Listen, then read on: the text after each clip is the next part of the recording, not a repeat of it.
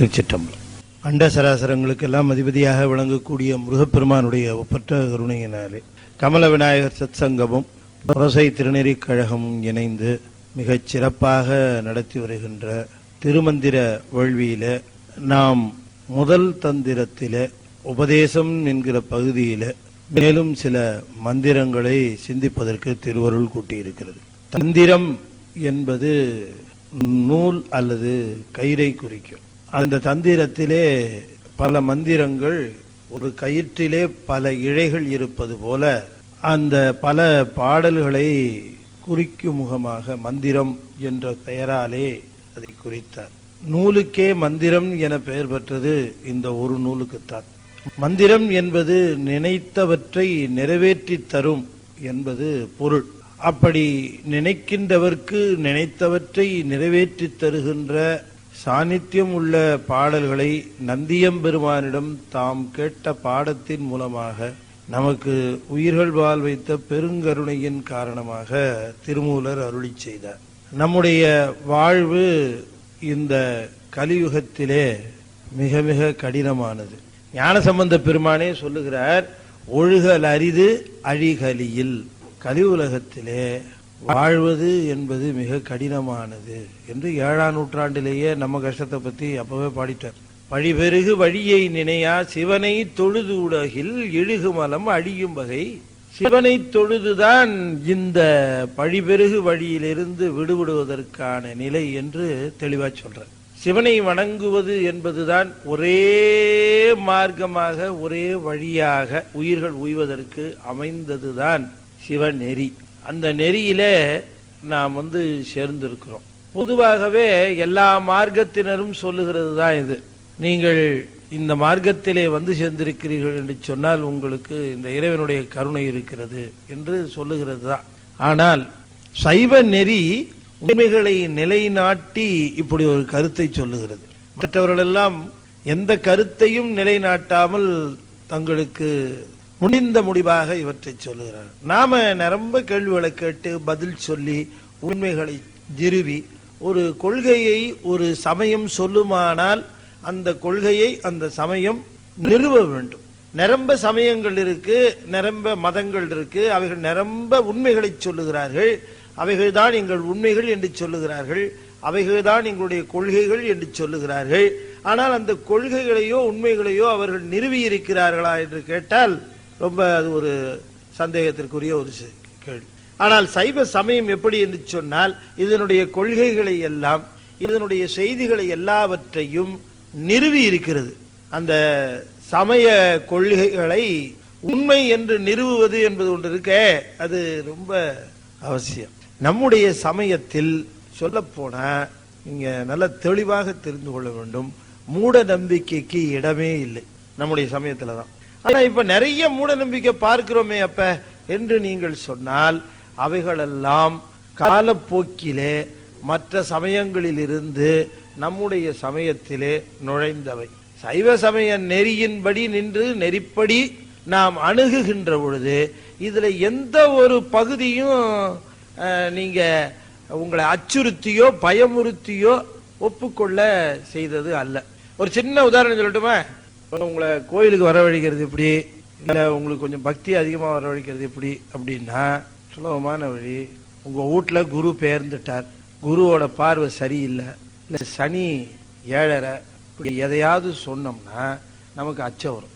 கிரகங்களை சொல்லுகிற பொழுது, நவகிரகங்களை பற்றி நாம சொல்லுகிற பொழுது நமக்கு உடனே அச்சம் தரும். அப்ப இதுக்கு என்ன பரிகாரம் அப்படின்னு நாம கேட்போம். அப்படி வா வழிக்கு இல்லையா?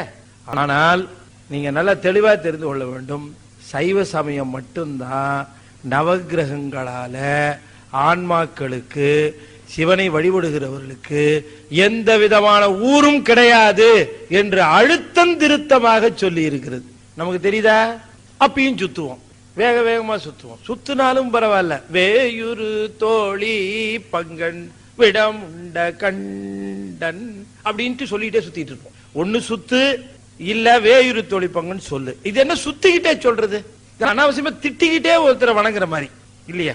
ஒருத்தரை போய் உங்களை மாதிரி மடைய இந்த உலகத்திலேயே கிடையாதுங்க அப்படின்னு போய் அவங்களையே கும்பிட்டுக்கிட்டே அவங்கள திட்டுறதா? வேயிறு தொழிப்பங்க என்ன? நவக்கிரகங்கள் நம்முடைய வாழ்விலே எந்த பாதிப்பையும் ஏற்படுத்த முடியாது, அவைகள் கோள்கள். இதத்தானே சொல்லுது சைவம். அப்ப ஒண்ணு அந்த பாட்டை பாடு, இல்லையா இல்ல எனக்கு கொஞ்சம் பயமா இருக்குங்க, எதுக்கு ஒரு 2 சுத்து சுத்திடணும் நானு, அப்படியா சரி இதை விட்டுடு, அங்க போய் ஒரு 9 சுத்து சுத்திக்க நீ செய்து இதையும் பாடி அதையும் சுத்தி. நம்ம இன்னும் என்னன்னா நம்ம ஆட்கள் இந்த நவகிரகத்தை சுத்தித்தான் இந்த பதிகத்தையே பதிவு பண்ணியிருக்காங்க. என்னவோ நவகிரகங்களுடைய வாழ்த்து பாட்டு மாதிரி. அது என்ன கான்செப்ட், அது என்ன சமாச்சாரம்னு நமக்கு தெரிஞ்ச நாம இந்த தப்ப செய்வோமா? நீங்க கொஞ்சம் யோசனை பண்ணி பாருங்க. குரு பெயர்ந்தார்ன உடனேயே அங்க தெக்க பார்த்த தட்சிணாமூர்த்தி பட்ட பாடு. அவரு எதுக்குங்க ஊடு பேர போறாரு? அவரு என்ன எல்லாமே அவர் ஊடு, அவரா ஊடு போற போறாரு. அவருக்கு கொண்டகல்ல மாலை போட்டு அவருக்கு மஞ்சள் துணியை சுத்தி எதுக்கு? நான் போன தடவையும் சொன்னேன், இந்த தடவையும் சொல்றேன். எதுக்கு சொல்ல வரேன்னா, நவகிரகங்களை பத்தி ரொம்ப தெளிவா நம்முடைய சைவ சமயத்துல சொல்லி இருக்கா இல்லையா? நவகிரகங்கள் சரி, உனக்கு சுத்தணும்னா சுத்து, அதை பத்தி ஒண்ணு இல்லை, அது தப்பு கிடையாது. கோயில்ல இருக்கு சரி, வலமா வா 9 சுத்து சுத்தாலும் சுத்து, அதை பத்தி ஒண்ணு தப்பு கிடையாது. ஆனால் சிவனை வழிபடுகிறவர்களுக்கு இந்த கோள்கள் ஏதும் செய்யாது என்கிற சைவ சமய நெறியினுடைய அடிப்படை உண்மையை நாம பின்பற்ற வேண்டுமா வேண்டாமா? இப்ப என்ன தெரிகிறது என்று சொன்னால், இப்ப இந்த சைவ சமய நன்னெறியினுடைய கொள்கைகள் என்ன என்று நாம தெளிவாக தெரிந்து கொள்வோமானால் அவற்றிலே எந்த விதமான மூட நம்பிக்கையும் கிடையாது. அதுல இன்னும் சொல்ல போனா எந்த விதமான சாங்கியம் சாந்தி இதெல்லாம் எதுவுமே கிடையாது. இது அப்படி செய்துகிறதுனா 2 விதத்துல அது பிரயோஜனப்படும். ஒண்ணு, நீங்க உங்க மனசை கொஞ்சம் சமாதானப்படுத்திக்கலாம். 2, இன்னொருத்தர் கொஞ்சம் வருமானம் அடைஞ்சிக்கலாம். அவ்வளவுதான். இது வேற ஒண்ணுமே எந்த விதத்திலும் இது லாபம் கிடையாது. யாரோ ஒருத்தருக்கு தானம் பண்ணீங்கன்னு நினைச்சுக்கலாம், ஏதோ ஒருத்தருக்கு உபயோகமா இருக்கட்டும்.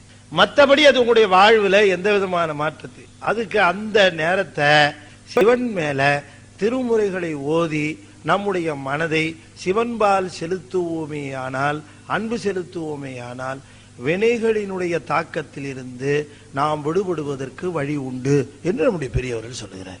சைவ சமய நெறிதான் எந்த கேள்விக்கும் அஞ்சாமல் தயங்காமல் பதில் சொல்லுகிறது. இன்னும் சொல்ல போனா கேள்வி கேட்டு வளர்ந்த சமயம். எந்த விதமான கேள்விகள் வேணா நீங்க கேட்கலாம், நீங்க கேட்க கூடாதுன்னு எங்கேயுமே இல்லை. அதுல கேட்டு தெரிஞ்சுக்க, உணர்ந்து தெரிந்து கொள்.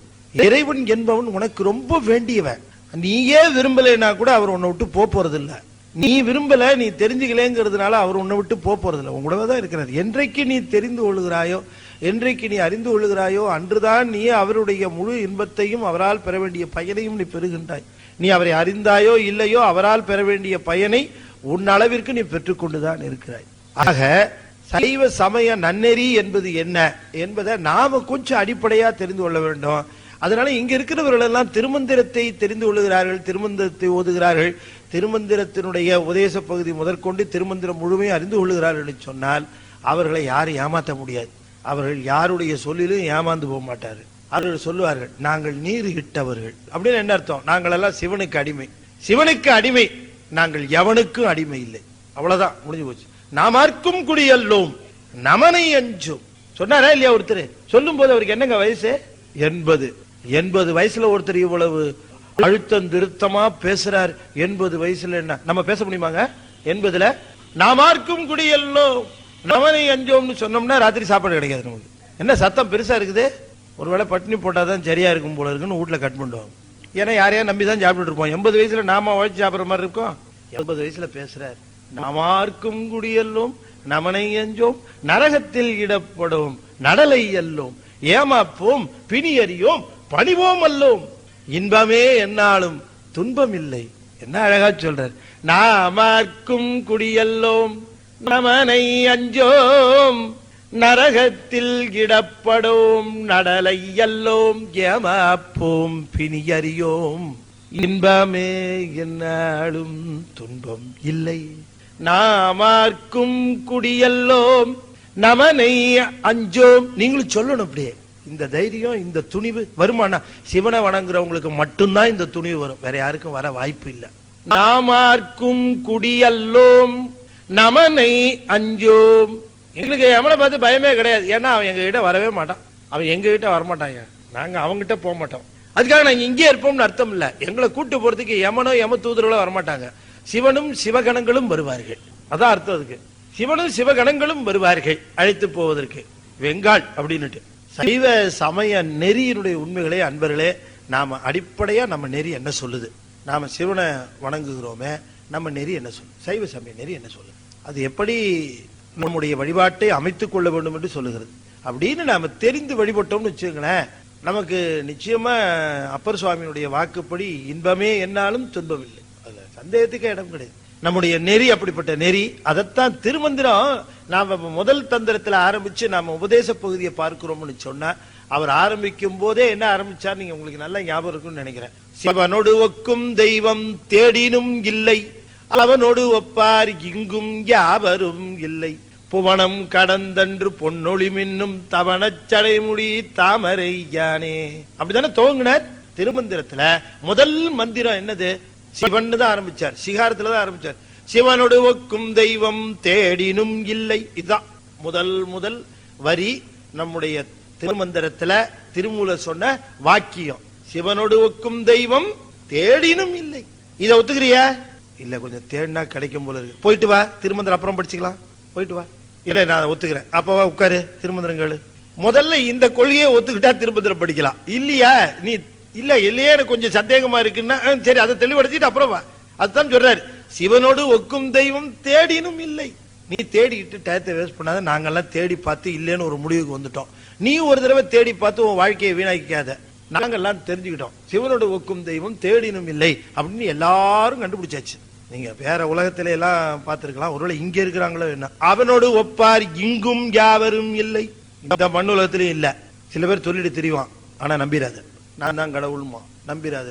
இங்கும் யாவரும் இல்லைன்னார். தெளிவா தெரிஞ்சு போச்சா? அப்ப தன்னை கடவுள்னு சொல்லுகிறவன்ட்டு நம்ம ரொம்ப ஜாகிரதையா இருக்கணும்.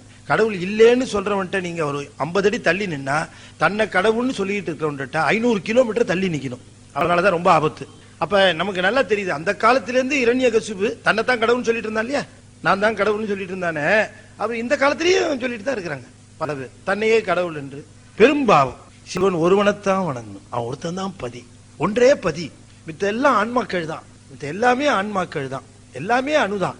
ஒன்னே ஒண்ணுதான் கடவுள், ஒண்ணுதான் கடவுளா இருக்க முடியும். ஒன்றே பதி, அது ஒண்ணுதான் சிவம். இந்த கொள்கையில நமக்கு எந்த விதமான மாறுபாடு ஐயம் வரவே கூடாது. ஒண்ணுதான் கடவுள், சிவன் தான் கடவுள், ஒன்றே கடவுள், சிவமே கடவுள், சிவமே முழுமுதற் பொருள். நமக்கு எதை தரதா இருந்தாலும் அவர் தான் தந்தாகணும், வேற வழியே கிடையாது. அத இந்த பாட்டுல சொல்லுகிறாரு பாருங்க. அடங்கு பேரண்டத்து அணு அண்டம் சென்று இடங்கொண்டதில்லை இதுவன்றி வேறுண்டோ. எல்லாம் பெரிய அண்டமாக இருக்கிறது. அந்த அண்டத்துக்குள்ளே எல்லா விதமான அணுக்களும் இருக்கின்றன. ஒவ்வொரு சின்ன அண்டமெல்லாம் அணு அண்டம்னு பேரு. விஞ்ஞானத்துல சொல்லுகிற பொழுது சேட்டலைட்ஸ். இப்ப நாமெல்லாம் அணு அண்டம். இந்த பெரிய அண்டத்துக்குள்ள நிறைய அணு அண்டங்கள் இருக்கின்றன.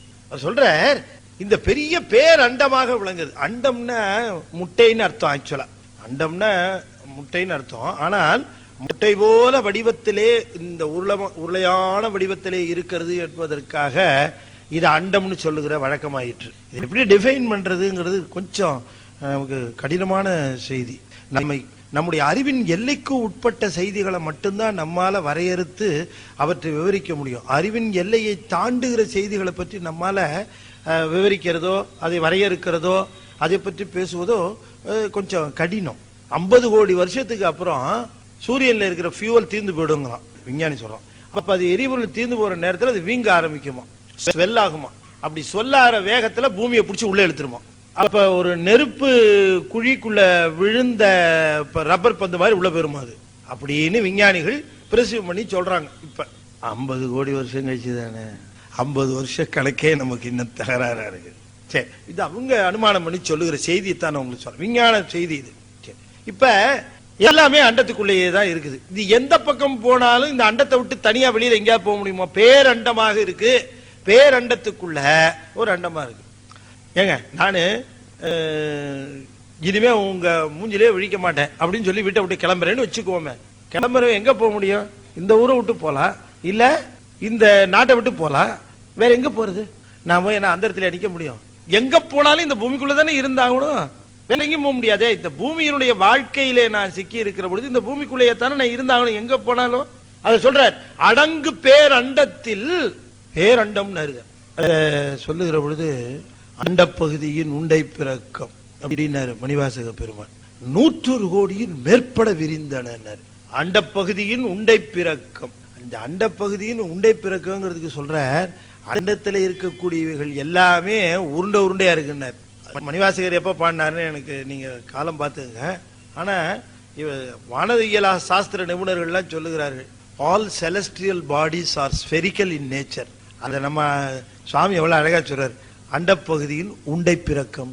இதத்தான் அவன் பாஸ்டுலேட் மாதிரி சொல்றான், all celestial bodies are spherical in nature. நம்ம சாமி அசால்ட்டா சொல்லிட்டு போயிருக்கிறார் முதவரி திரு அண்ட பகுதியில. இந்த யூனிவர்ஸ் இருக்கு பாருங்க, இது எக்ஸ்பேண்ட் ஆகிட்டே இருக்குங்கிறான். இந்த யூனிவர்ஸ்ங்கிறது என்னன்னு கேட்டா இதுதான் பேரண்டம். எது எல்லாவற்றையும் தன்னுள் கொண்டு இருக்கிறதோ அதுதான் பேரண்டம். அப்ப இந்த யூனிவர்ஸ் என்று சொல்லக்கூடியது விரிந்து கொண்டே போகிறது, எக்ஸ்பேண்டிங் யூனிவர்ஸ் என்று சொல்லுகிறான். இந்த எக்ஸ்பேண்டிங் யூனிவர்ஸ் பாஸ்டுலேட் 15 இருந்து 17ஆம் நூற்றாண்டுக்குள்ள அதை கண்டுபிடிச்சு அதுக்கப்புறமா அதை விரிச்சு பேசுறாங்க. ஒளிவளர் விளக்கே உலப்பிலா ஒன்றே உணர்வு சூழ் கடந்ததோர் உணர்வே தெளிவளர் பளிங்கின் திரள்மணி குன்றே சித்தத்துள் தித்திக்கும் தேனே அழிவளர் உள்ளத்து ஆனந்த கனியே அம்பலமாடரங்காக வெளிவளர் தெய்வ கூத்துகந்தாயை தொண்டனேன் விளம்புமா விளம்பே தொண்டனேன் விளம்புமா விளம்பே. எங்க வருது? திருவிசைப்பா. திருமாளிகைத்தேவர் பாடுறாரு, சித்தர் திருமாளிகைத்தேவர். அது என்ன சொல்றாரு கவனிச்சீங்களா? வெளிவளர் தெய்வ குத்துகந்தாயை. வெளி வளர்னாரு, என்ன தெரியுமா? வளர் வெளி, எக்ஸ்பேண்டிங் யூனிவர்ஸ். அப்பவே சொல்லியிருக்காரு வளர் வெளிங்கிறாருங்க. அத த எக்ஸ்பேண்டிங் யூனிவர்ஸ் அது இப்ப சொல்லுகிறானே, அது சுவாமி எவ்வளவு வளர் வெளியிலே நிகழ்கின்ற கூத்தான் பெருமான் ஆடுகிற கூத்து. வெளி வளர் தெய்வ கூத்துகந்தாயினார் தொண்டனேன் விளம்புமா விளம்பு. இப்ப சயின்ஸ் பாஸ்டுலேட்ஸ் எல்லாம் ஒன்னும் பெரிய விஞ்ஞானங்கிறது என்ன அப்படின்னு கேட்டா, நாம வாழ்வினுடைய மேம்பாட்டுக்காக இயற்கையினுடைய ரகசியங்களை கண்டுபிடித்து அதை பயன்படுத்திக் கொள்ளுதல், அவ்வளவுதான். விஞ்ஞானம் எப்பொழுதுமே விஞ்ஞானத்துக்கு விரோதம் நீ நினைச்சிட வேண்டாம். விஞ்ஞானம் என்பது என்னன்னா இயற்கை ரகசியங்களை அறிந்து பயன்படுத்திக் கொள்ளுதல், அவ்வளவுதான். பெட்ரோலு இயற்கை ரகசியம், அறிந்து கொண்டோம், பயன்படுத்துறோம், வண்டி ஓட்டுறோம் இல்லீங்களா? நீர் சக்தியை ஹைட்ரோ பவரை எலக்ட்ரிக்கல் பவரை கன்வெர்ட் பண்றோம், மோட்டார், ஜெனரேட்டர், கரண்ட் இல்லீங்களா? நாம ஒன்னும் புதுசா இந்த பூமியில இருக்கிற சக்திகளை உருமாற்றம் செய்கிறோம். பல்வேறு விதமான அறிவை, இந்த அறிவின் மேம்பாட்டினாலே இங்க இருக்கிறவற்றை பயன்படுத்தி கொண்டு இருக்கிறோம். எக்ஸ்பேண்டிங் யூனிவர்ஸ் என்று சொல்லுகிறார். ஆக இந்த அண்டத்திலே இருக்கிறவைகள் எல்லாம் இந்த பேரண்டத்துக்குள்ளே தான் அடங்கும். இங்க இருந்து அங்க போலாம், அங்க இருந்து இங்க வரலாமே தவிர இங்கே தான் இருந்தாகணும், வேற வழியே கிடையாது. உதாரணம் இன்னொன்னு சொல்றேன், நல்ல தெளிவா தெரிஞ்சு. இப்ப இந்த உலகம், இந்த உலகம், இந்த பூமி ஆரம்பிக்கிற பொழுது இறைவன் என்ன குவாண்டம் ஆஃப் வாட்டர் கொடுத்தாரோ அதுதான் இன்னைக்கு இருக்கு. தண்ணீரோட அளவு ஆரம்பத்திலிருந்து என்னவோ அதுதான் இன்னைக்கு தண்ணீரோட அளவு. ஒருவேளை இந்தியாவில் குறைஞ்சதுன்னா சைனாவில் ஏறும், சைனாவில் குறைஞ்சதுன்னா பாகிஸ்தான்ல ஏறும், அங்க குறைஞ்சதுன்னா இங்க ஏறும். இப்படி நீரின் அளவு ஒரு இடத்திற்கு இடம் வேறுபடுமே தவிர மொத்தமா தண்ணீரோட அளவு இந்த உலகத்துல பார்த்தா ஒண்ணுதான், ஒரே குவாண்டம் தான். ஒன்னு வாட்டரா இருக்கும், இல்ல வாட்டர் வேப்பரா இருக்கும், இல்லன்னா ஐஸ் கியூப்ஸா இருக்கும் அண்டார்டிகாவில். அப்ப நீராவும் இருக்கலாம், நீராவியாவும் இருக்கலாம், ஐஸ் கட்டியாவும் இருக்கலாம். ஆனால் நீரா இருக்கிற அளவு குறைஞ்சதுன்னா ஐஸ் கட்டி அதிகமாயிடும், இல்ல நீராவி அதிகமாகும். ஆகக்கூடிய மொத்த நீரினுடைய அளவு மாறாது இல்லீங்களா? அது போல சொல்லுகிறார், அடங்கு பேரண்டத்து அணுகண்டம் சென்ற அங்கு இடம் கொண்டதில்லை. வேற எங்கேயும். ஒருத்தர் வேடிக்கையா சொன்னார், கடவுளால முடியாத காரியம் உண்டா அப்படின்னு ஒருத்தர் கேட்டார். கடவுளால முடியாத காரியம்னு ஒண்ணு உண்டா? அதுக்கு பதில் சொல்றாரு, உண்டு அப்படின்னாரு. என்ன கடவுளால முடியாத காரியமா? உண்டு. எப்படி சொல்லட்டுமா? இப்ப ஒரு நாட்டுல ஒரு அரசன் இருக்கிறான். அந்த நாட்டுல இருக்கக்கூடிய ஒரு குடிமகன் ஒரு தப்பு பண்ணிடுறான். அவன் அந்த நாட்டில் வச்சிருக்க வேணாம்னு நினைக்கிறான். என்ன பண்ணுவான்? நாட்டை விட்டு நாடு கடத்திடுவான். நாடு கடத்துவானா இல்லையா? அந்த அரசன் அந்த ஆளை நாட்டை விட்டு கடத்திடுவான், எங்கேயாவது போய்க்கோ அப்படின்னுட்டு நாடு கடத்திடுவான். திரும்ப நாட்டுக்குள்ள வர முடியாது. அது மாதிரி செய்வான்ல. அது மாதிரி எந்த உயிரா தப்பு பண்ணிச்சுன்னா இந்த சிவபெருமான் அவங்கள இந்த நாடு கடத்துற மாதிரி உலகம் கடத்தல் செய்ய முடியுமா? ஏன்னா எங்க போனாலும் அவன் ஏரியா தான். அவனால பண்ண முடியுமா? பண்ண முடியாது. ஏன்னா எல்லாமே அவனுக்கு சொந்தம். அவனுக்கு சொந்தமா இருக்கக்கூடிய அத்தனை இடத்துல அவன் எங்க அனுப்புவான்? அவன் எந்த அனுப்புனாலும் அவன் இடமா தான் இருக்கும்.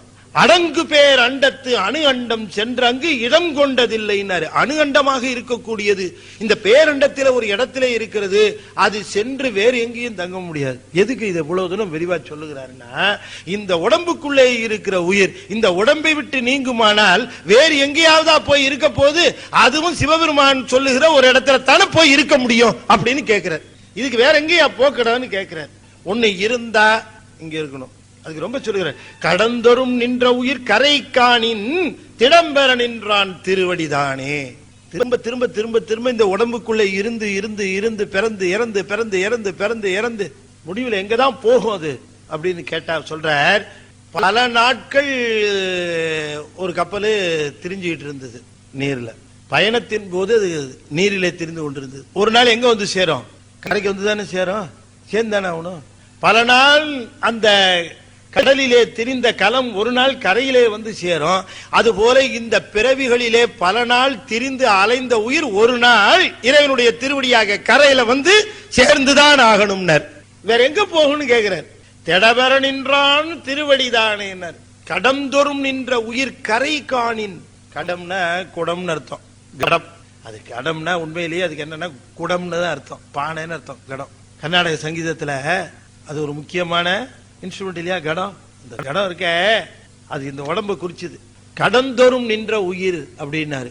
உடம்புதோறும் நின்ற உயிர், உடம்புகள் தோறும் இருந்து இருந்து பிறந்து பிறந்து இருந்து இருந்து பிறந்து பிறந்து வந்து பயணத்தின் போது நீரிலே திரிந்த அந்த கலமானது பயணம் முடிந்த வழி கரைக்குத்தானே வரணும். அதுபோல பிறவிகள் நீங்கிய உடனே அந்த உயிர் எங்கேயா போக முடியும்? சிவபெருமானுடைய திருவடியில தான் வந்து சேரணும். கடந்தோறும் நின்ற உயிர் கரை காணின்.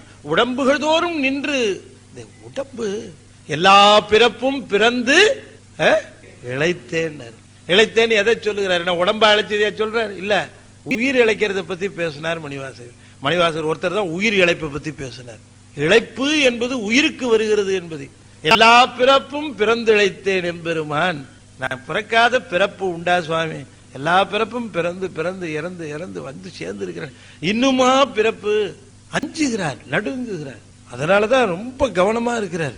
எதுவும் வேற எதுவும் கேட்டு ஏதாவது வம்பு வந்து அது கேட்டல இன்னொரு தடவை வந்து போயிட்டு வந்துரு அப்படின்னு இன்னொரு தடவை பிறப்புல போட்டா என்ன பண்றது அப்படின்ட்டு, எனக்கு ஒண்ணு வேணாம்ப்பா, எனக்கு ஒண்ணு வேணாம்ப்பா, எனக்கு நீதான்ப்பா வேணும், எனக்கு நீதான்ப்பா வேணும்னு ரொம்ப மகா ஜாகிரதையா நமச்சிவாய வாழ்க்கையில ஆரம்பிச்சு அச்சோபதிக வரைக்கும் ரொம்ப கவனமா இருக்கிறார். எங்கேயும் எதுவும் வேணாம். எத்தையாவது கேட்க மாட்டானா இவனை திரும்ப தள்ள மாட்டாமான்னு தான் பார்ப்பார் இல்லையா? ஆக இந்த இந்த உயிரானது உடம்புகள் தோறும் சென்று சென்று பிறந்து பிறந்து பிறந்து பிறந்து வந்து இது கடந்தொரும் நின்ற உயிர் கரை காணின் திடம்பெற நின்றான்னாரு. சிவபெருமான சொன்னார் திடம்பெற நின்றானார். ஏன் திடம்பெற நின்றான்னாரு? அதாவது அந்த நிற்றல் எதை குறிக்கிறது அப்படின்னு சொன்னா, ஆன்மா போல ஆணவத்தாலோ கண்மத்தாலோ மாயையாலோ மும்மலங்களால் பாதிக்கப்படாதவன் சிவபெருமான். அதனால திடம்பெற நின்றான்னாரு. ஏன்னா நீங்க எப்பவுமே ஒரு மருத்துவர் இருக்காரு பாருங்க, அவர் மருத்துவர் என்ன பண்ணுவார், இன்னைக்கு ஒரு 50 பேரை டெஸ்ட் பண்ணிட்டார் அப்படின்னு சொன்னா 50 பேரை பார்த்திருக்காருன்னா 50 பேர் 50 விதமான வியாதியோட வந்திருப்பான். அந்த வைரஸ் எப்படி அட்டாக் பண்ணும் சொல்ல முடியாது. அப்ப அந்த நோயானது நோய் கிருமிகளானது தன்னை தாக்கக்கூடாது என்பதற்காக மருத்துவர்கள் தம்மை பாதுகாத்துக் கொள்வார்கள். ரொம்ப இந்த ஜோசியம் பார்க்கிறவங்க இருக்காங்க பாருங்க, அவங்க ஒரு 25 பேருக்கு 20 பேருக்கு பார்க்கிறார்கள். உண்மையிலேயே பார்க்கிறாங்க, கணக்கு பண்ணி கட்டம் போட்டு அதெல்லாம் ரொம்ப முயற்சி எடுத்து அதை கணிக்கிறார்கள் என்று சொன்னால் அவர்கள் வந்து ரொம்ப சிறந்த சிவபூஜை பண்ணி ஆகணும். பூஜை பண்ணாம வந்து உட்கார்ந்தா அது நான் என்னத்த சொல்றது, சிவபூஜை பண்ணணும். அப்பதான் ஜோசியம் சொல்லுகிற வாக்கு வரவங்க எல்லாம் அவங்க கஷ்டத்தை சொல்லி சொல்லி சொல்லி சொல்லி கேட்டு கேட்டு கேட்டு அதெல்லாம் இவர் கஷ்டம் மாதிரி ஆயிடும். அதெல்லாம் தாங்கக்கூடிய வல்லமை ஞானிகள் சொல்லுவார்கள். ஞானிகள் வந்து யாராவது வந்து தம்முடைய காலில விழுகிறார்கள் என்று சொன்னால் அவருடைய பாவத்தில பெரும்பங்கு ஏற்கிறார்கள். எத்தனையோ பேர் காலில் விழறாங்க. எதுக்கு காலில் விழணும்? எவ்வளவு பண்ணி பார்த்தீங்களா? எதுக்கு காலில் விழறாங்கன்னு? அது காலில் விழ வேற ஒன்றும் கிடையாது. அந்த திருவடியில விழுகிற பொழுது திடம்பெற நின்றான் திருவடி தானே, அந்த இடத்துல டிரான்ஸ்பர் ஆகும். நீங்க வலுவா இருக்கிறீங்க, நான் ரொம்ப வலு குறைஞ்சு போயிருக்கிறேன், என்ன கொஞ்சம் காப்பாத்துங்கன்னு சொல்லி தன்னுடைய வினைகளினுடைய தாக்கத்தை கொடுக்குறாங்க. இவங்க வாங்குறவரு சிவமாக நின்று அதை பெறணும். தன்னை சிவகுமாரா நின்று வாங்கக்கூடாது. வாங்கினார்னா கோவிந்தா காலியத்தோட. அவர் சிவமாக நின்று அதை வாங்கி சுவாமிகிட்ட கொடுத்துடணும். அப்ப அங்க நிற்கிறவர் தன்னை அந்த மானுடராக எண்ணாமல் வருகிறவர் தம்மை சிவமாக பாவிக்கிறார். அதனால இது நமக்கு சேர்ந்ததில்ல. தபால்ல அட்ரஸ் கரெக்டா எழுதியிருக்கிறார் அவர். சிவகுமார்னு அதுல இல்ல, சிவம்னு எழுதியிருக்கு. நாம தபாலை வாங்கி பிரிச்சு இல்லாட்டி மணி ஆர்டர் நம்ம வாங்கிட்டு போயிடக்கூடாது, அது அங்க தள்ளணும் அப்படின்னு அங்க கொடுத்துட்டோம். வாங்கிக்கங்க, உங்களுக்கு தான் வந்தது, உங்கள்கிட்ட கொடுக்க முடியா, என்கிட்ட கொடுக்க சொன்னாங்கன்னு வாங்கி கலெக்ட் பண்ணி கொடுத்தோம். நானே வச்சிருக்க கூடாது, எனக்கு உரியது இல்ல. என்னை யாராவது ஒருவர் வணங்குவார்கள் என்று சொன்னால் அவர்கள் சிவகுமாருங்கிறதுக்காக வணங்கல, அவங்களுடைய அந்த அந்த பார்வைக்கு அவர்கள் சிவமாக பாவிக்கிறார்கள், அவ்வளவுதான். அப்ப வணங்குறாங்க. அப்ப அது யாருக்கு போய் சேரணுமோ அவருக்கு தான் போய் சேரணும். ஒருத்தர் வண்டி ஓட்டிட்டு போறாரு, காரை டிரைவ் பண்ணிட்டு போறாரு, பின்னால யாரு உட்கார்ந்து இருக்காருன்னா காமராஜர் பெருந்தலைவர் உட்கார்ந்து இருக்காரு. வருகிறவர்கள் வணக்கம் சொல்றாங்க, டிரைவர் நினைச்சுக்கிறார் எல்லாம் நமக்கு தான் வணக்கம் போடுறாங்க. இதை விட ஒரு பைத்தியகாரத்தோட டிரைவர் நினைக்கலாமா? இல்ல, இந்த வணக்கம் முழுக்க பின்னால இருக்கிற ஆளுக்கு. அது போல எனக்கு யாராவது ஒருத்தர் வணக்கம் தெரிவிச்சால் இது எனக்கு இல்ல, பின்னால இருக்கிற ஆளுக்கு, நமக்கு இல்ல. அப்ப இந்த அனுபவ நிலை சொல்றார் திருவடிதானேன்னாரு. திடம்பர நின்றான் திருவடிதானே. அப்ப இப்படி இருக்கிற இந்த உலக நிலையில ஒரு மருத்துவர் தனக்கு ஆன்டிபயோட்டிக் போட்டுக்கிற மாதிரி, ஒரு ஜோசியர் சிவபூஜை செய்து தன்னுடைய கர்மத்தை கடித்துக் கொள்வது மாதிரி சிவபெருமான் இத்தனை ஆன்மாக்களுடைய பாவத்தையும் தீர்த்து கொண்டு இருக்கிறானே, என்ன ஆன்டிபயோட்டிக் போட்டுக்கிட்டு இருக்கிறான் சொல்லி பாருங்க. எல்லாருக்கும் எல்லா நிலையிலும் நின்று எல்லாருக்கும் செய்து கொண்டு இருக்கிறானே. எல்லாரும் கோயில்ல போய் நின்னா அத்தனை பேர் ஆளாளுக்கு ஒரு கஷ்டத்தை சொல்றாங்க, அத்தனையும் வாங்கித்தானே போடுறான். எந்த ஆன்டிபயோட்டிக் போடுறான்? இல்ல, அவனை எந்த விதமான வாசனையும் மல வாசனையும் தாக்காது. அதனால சொன்னார் திடம்பர நின்றான் அப்படின்னார். இந்த திடம்பர நின்றான் என்பது மும்மல தாக்கம் இல்லாதவன், முழுமுதற் பொருள், நின்மலன், அமலன், நிமலன் அப்படிலாம் சொல்றோம்ல, அதுக்கெல்லாம் இதான் பொருள். மலம் தீண்டாது. அது இந்த பாட்டு சொல்லுகிறார். தெளிவு குருவின் திருமேனி காண்டல், தெளிவு குருவின் திருநாமம் செப்பல், தெளிவு குருவின் திருவார்த்தை கேட்டல், தெளிவு குருவின் திருவுரு சிந்திப்பது தானே. தெளிவு தான் ரொம்ப கஷ்டம். தெளிவு அவ்வளவு சுலபத்துல வந்துடாது. எப்ப பார்த்தாலும் நமக்கு ஐயம்தான். நாம இந்த மலவாசனையில் இருக்கிறோங்கிறதுக்கு இண்டிகேஷனே என்னன்னா, எதை பார்த்தாலும் சந்தேகம் வந்துகிட்டே இருக்கும். அதுதான் அதனுடைய இது. சிவனை வணங்கினா துன்பம் போகும், வணங்கினா போயிருமா சார்? போயிரும்பா.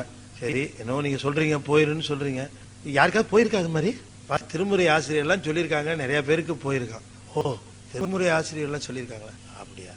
அவங்க சொன்னவங்க பெரிய ஆளா இருக்கலாம், எங்களை மாதிரி ஆளுங்களுக்கு போகுமா? போகும்பா. என்னவோ நீங்க சொல்றீங்க போயிருன்னு சொல்றீங்க, சரி.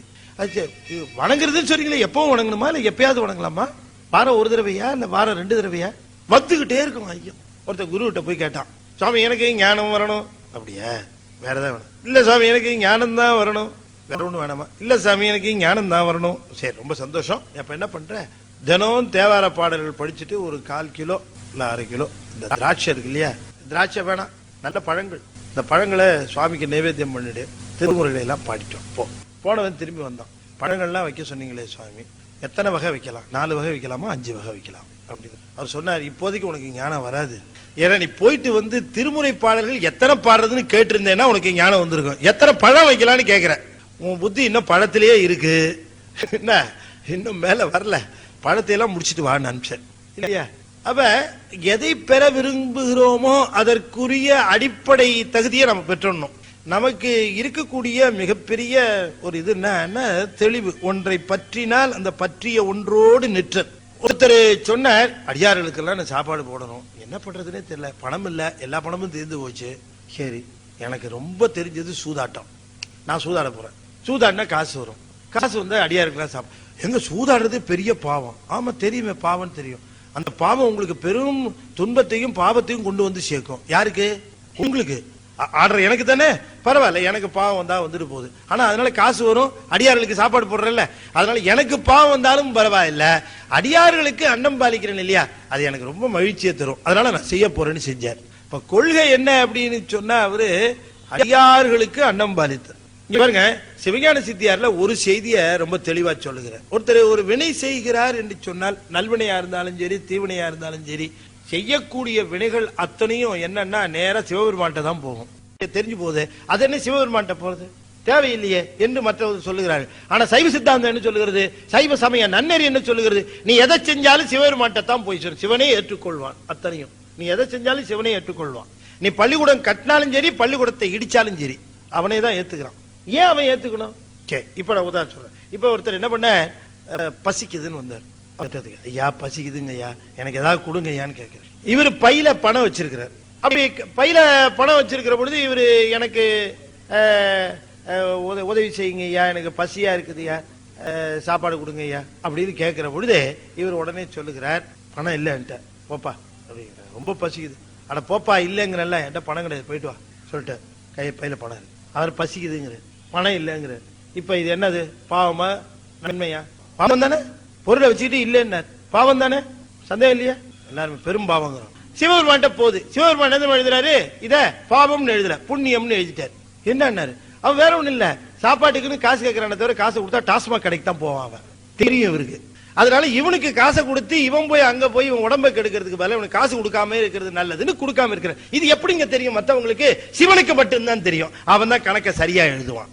அப்ப ஒருவர் செய்வது நல்வினையா தீவினையான்னு தீர்மானிக்க வேண்டியது நாம இல்ல, அவன் தான். அதனால இப்படி ஒருவர் தீர்மானித்து செய்ய வேண்டிய ஒரு வினை அவனுக்கு போனாதான் அது நல்வினையா தீவினையான்னு தீர்மானிப்பானே தவிர, எது நல்வினை எது தீவினைன்னு யார் தீர்மானிக்க முடியும்? வினையா தீர்மானிச்சுக்குமா?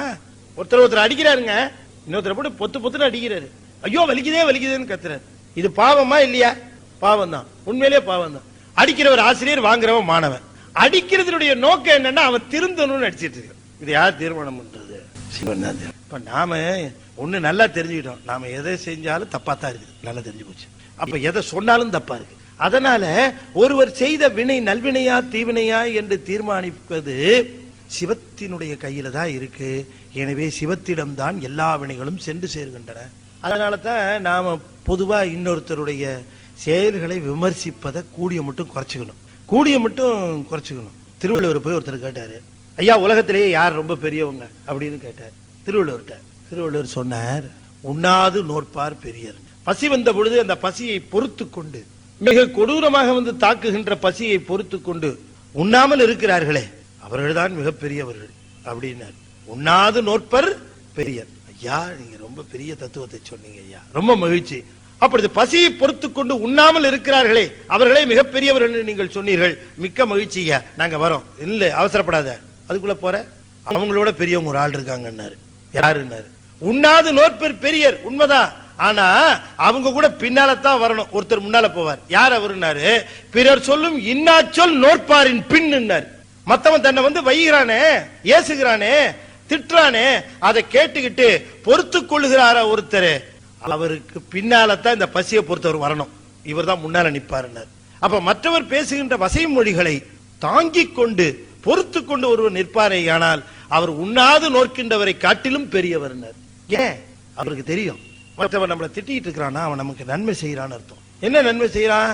நாம நம்மை ஏசுகிறவன், நம்மை திட்டுகிறவன், நம்மை பேசுகிறவன் என்ன செய்யறான் தெரியுங்களா? நம்முடைய பாவத்திலிருந்து பங்கு எடுத்துக்கிறான்.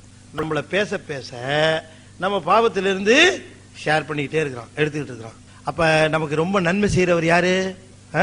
நம்மளை திட்டுறவன். அப்ப அவனை கூப்பிடணும், அப்பா திட்ட வந்திருக்கிறியா, நின்ன கால் வலிக்க, இப்படி உட்கார்ந்து திட்டு, தண்ணி வச்சிருக்கிறேன் அப்பப்ப குடிச்சிட்டு திட்டு அப்படின்னு நீங்க அவனை போற்றணும். ஏன்னா அவன் ஏச ஏச பேச பேச உங்க பாவத்திலிருந்து பங்கு வாங்கிக்கிட்டே இருக்கான். ஏன்னா அவர் வினையை செய்கிறான். ரொம்ப பேர் நினைக்கிறாங்க உடம்பால செய்யறதுதான் வினைன்னு. இல்ல இல்ல, மொழியினால பேசுவதும் வினைதான்.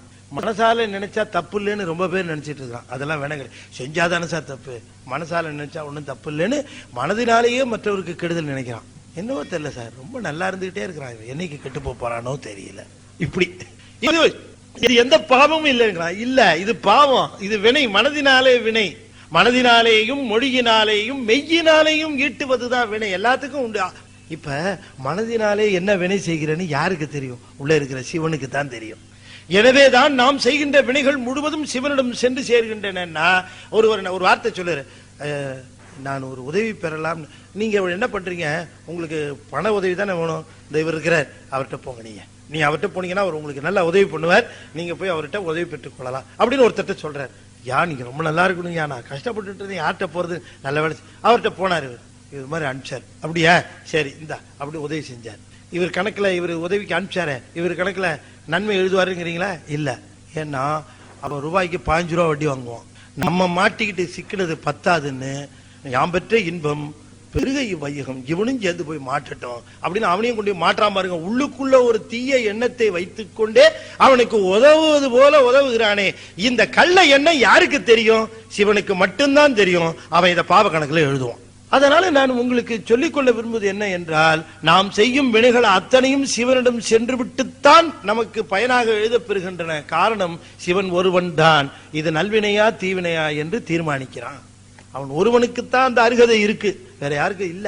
எனவே வினை வயப்பட்ட நமக்கு தெளிவு என்பது ரொம்ப கடினம். நமக்கு தெளிவு இருக்கிறது. இங்க சொல்லுகிறார், தெளிவு குருவின் திருமேனி காண்டல், தெளிவு குருவின் திருநாமம் செப்பல், தெளிவு குருவின் திருவார்த்தை கேட்டல், தெளிவு குரு சிந்தித்தல் தானே. இப்ப இந்த தெளிவு என்னன்னு உங்களுக்கு தெரிஞ்சு போச்சு. ஐயமில்லாமல் வருகின்ற ஒரு தெளிவு. இது எப்ப வரும்? ஞானம் பிறந்தவனு தான் வரும். அப்ப அந்த குரு யாருன்னு நம்ம தெரிஞ்சுக்கணும். குருன்னா பொதுவா இந்த உலகத்துல நிறைய குரு இருக்காங்க, நிறைய குரு இருக்கிறாங்க. இப்ப திருமுறை சொல்லுகிற குரு யாருன்னு நாம சரியா தெரிஞ்சுக்கணும் இல்லையா? யார வேணா குருன்னு சொல்லிட்டு வாங்க குரு அப்படிங்கிற, உட்காருங்க குருங்கிறான். என்னையா குரு? இவர் தாங்க நமக்கு குரு. என்ன என்னையா குருங்கிறிய? என்ன ஏதாவது போதனை இல்ல, எப்படி லீவ் எடுக்கிறது இவதான் எனக்கு சொல்லியே கொடுத்தாரு. இந்த ஆபீஸ்ல லீவு கிடைக்காது, நான் சொல்லி தர மாதிரி பண்ணு அப்படின்னாரு. இவதான் நமக்கு குரு. இப்படி ஆளாளுக்கு குருங்கிறாங்களே, எது குரு? யார் குரு? இவர் சொல்லுகிற குரு யாரு அப்படி தெரிஞ்சுக்கணுமா இல்லையா? பொதுவா குரு அப்படின்னு சொல்லுகிற பொழுது, இந்த குருங்கிறவங்க உலகத்தாரை நோக்கி அறிவுறுத்துகிறவர்கள், அது ஒரு வகை. தம்மை அடைந்தவர்களுக்கு அறிவுறுத்துகிறவர்கள், அது ரெண்டு விதத்திலேயே இருக்கிறவர்கள், அது 3. உலகத்தாரை நோக்கி பொதுவாக அறிவுறுத்துகிறவர்கள் குருவாக திருஞான சம்பந்தர், உலகத்தாரை நோக்கி பொதுவாக. அடுத்தது தம்மை அடைந்தவருக்கு குருவாக விளங்குதல் மறைஞான சம்பந்தர், சந்தான குறவர்கள் ஒருத்தர். யார் குரு? அப்ப என்ன குருவை சொல்றாரு நமக்கு தெளிவா தெரியணும் இல்லையா? இப்ப நான் சொன்ன பாருங்க, இந்த உலகத்தாரை நோக்குகின்ற பொழுது குரு, இன்னொருத்தர் குரு யாரு அப்படின்னு கேட்டா தம்மை அடைந்தாருக்கு குரு, தேடி வருகிறவர்களுக்கு குருவா இருப்பார். மறைஞான சம்பந்தர் நால்வர்ல மறைஞான சம்பந்தன் ஒருத்தர் உண்டு, அவர் இந்த வகை தேடி வந்தவருக்கு குருவாக உள்ளது. 2 இருப்பாங்க, தம்மை அடைந்தாருக்கும் குருவா இருப்பாங்க, உலகத்தாருக்கும் குருவா இருப்பாங்க. மெய்கண்டார், உமாபதி சிவம், அருணந்தி சிவம், இவங்கெல்லாம் இவங்க பொதுப்படை இருக்கிறவர்கள். இந்த பொதுப்படை இருக்கிறவர்கள் இருக்கிறார்களே, அவர்கள இந்த எழுத்தையும் சொல்லையும் வடிவ முறையிலே சொல்லித் தருகிற ஆசிரியர்கள் இருப்பாங்க. அவங்களுக்கு பேரு வித்யா குருன்னு பேரு. அவங்களுக்கு வித்யா குரு பாடம் சொல்லி கொடுக்குறவங்க. அவங்கள பழங்காலத்துல கணக்காயர்னு சொல்லுவாங்க. அவங்களுக்கு கணக்காயர், உபாத்தியாயர் இப்படி எல்லாம் அவங்களுக்கு பேரு. அவங்க சொல்லியும் வடிவத்தையும் வடிவ முறையில எழுத்தையும் சொல்லியும் சொல்லி தருவாங்க. வடிவ முறையில சிவ வழிபாட்டின் நெறிக்கண்ணே நிற்பதற்கும் சிவ வழிபாடு செய்வதற்கும் சமய தீட்சை, விசேட தீட்சை, இந்த மாதிரி தீட்சை செய்து சிவ நெறியின் கண் செலுத்தி சிவ வழிபாட்டை செய்க உரிமை வழங்குவது, அது செய்வார்கள் சில பேர். அவர்களுக்கு கிரியா குருன்னு பேரு. பல பரிபாகம் பக்குவமுற்ற நிலையிலே இருக்கிறவர்களுக்கு நிர்வாண தீட்சை தந்து அவர்களுடைய சத்தினிபாதம் வருகிற அளவிற்கு அவர்களை பக்குவப்படுத்தி மேல்நிலைக்கு கொண்டு செல்கிறவர்கள். அந்த குருவுக்கு ஞான குருன்னு பேரு. இப்ப குரு எத்தனை பாத்தீங்களா? வித்யா குரு, கிரியா குரு, ஞான குரு. இந்த ஞான குரு என்பவர் தான் ஆன்மாவை சிவத்திடம் சேர்ப்பிக்கின்றவர். வித்யா குரு துவக்க ஸ்டேஜ், ஆரம்ப நிலையிலே இருக்கிறது. கிரியா குரு இந்த சமய தீட்சை, விசேட தீட்சை எல்லாம் பண்ணி இப்படி எல்லாம் கிரியை செய்ய வேண்டும் என்று செய்கிறவர், அவர் கிரியா குரு. இந்த ஞான குருங்கிறவர் தான் சிவத்திடம் கொண்டு போய் சேர்க்கிறவர். இங்க சொல்லுகிற குருங்கிறவர் ஞான குரு. இப்ப திருமந்திரத்துல திருமூல சொல்லுகிற குரு யாரு? ஞான குருவை பத்தி பேசுகிறார். ஒரு சீடன் குருவிடமிருந்து தெரிந்து கொண்ட பிறகு இந்த உலகிலே இருக்கிற வரைக்கும் குருவையே சிவமாக பாவித்து இருத்தல் வேண்டும். எப்பவுமே அந்த ஞானம் பெற்ற பிறகும் கூட, தெளிவு பிறந்த பிறகும் கூட இந்த ஆன்மா மலபரிபாகம் சத்திரிவாதம் அந்த பக்குவ நிலை அடைந்து இந்த பதமுத்தி என்று சொல்லக்கூடிய அந்த முத்தி அடையக்கூடிய சீவன் முத்தர்களாக அந்த பக்குவம் வந்தாலும் கூட தனக்கு இந்த நிலைக்கு வந்த அந்த குரு இருக்கிற அவர்களை மறக்க கூடாது. அந்த குருவை போற்றுவார்கள்.